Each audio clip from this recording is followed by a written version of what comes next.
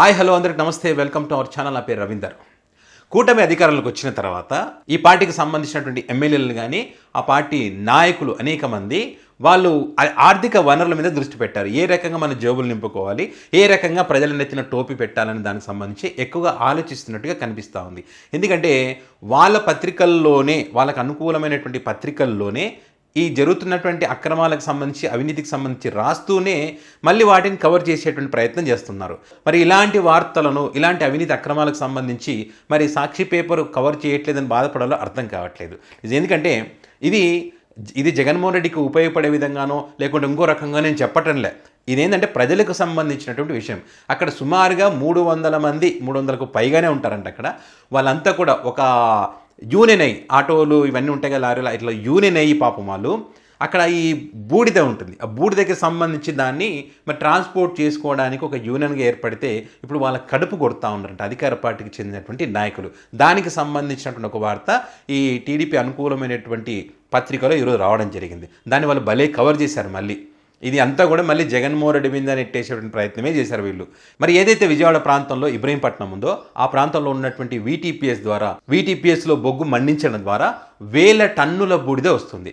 ఆ బూడిద రకరకాల అవసరాలకు వాడతారు. అందులో తడి బూడిద ఉంటుంది, పొడి బూడిద రెండు ఉంటుంది.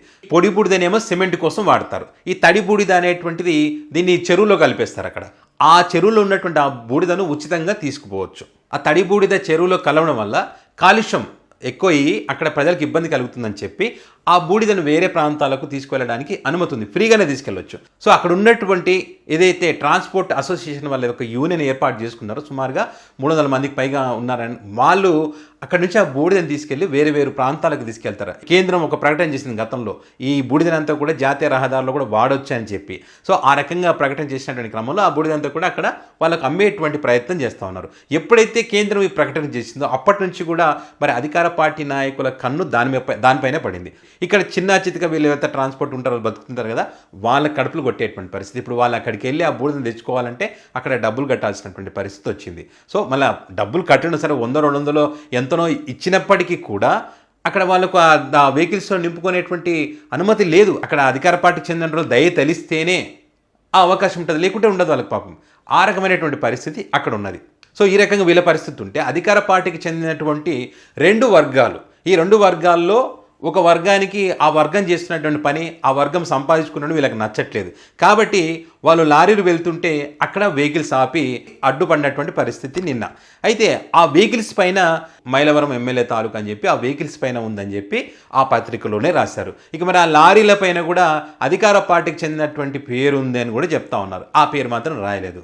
మీరు గమనించండి, మైలవరం నియోజకవర్గంలో ఉన్నది ఎవరు? ఇద్దరు నేతలు కూడా, ఇద్దరు పెద్ద లీడర్లు కూడా.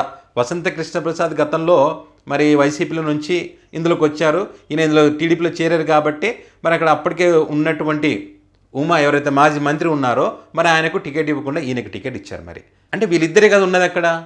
మరి వాళ్ళిద్దరు వర్గపోరులో వాళ్ళిద్దరు కొట్లాడుకుంటుంటే ఇక్కడ గతంలో వైసీపీ పార్టీ చేసిన తప్పులే, గతంలో వైసీపీ పార్టీ 2019లో ఏదైతే తీసుకొచ్చిందో, ఏ రకంగా దోపిడీ మొదలుపెట్టిందో ఆ దోపిడీ ఇప్పుడు కంటిన్యూ అవుతుంది. మళ్ళీ వాళ్ళ అరచకాలే ఉన్నాయంటే ఇప్పుడు అధికారంలో ఉన్నది ఎవరు? అందరికీ తెలిసిందే కదా.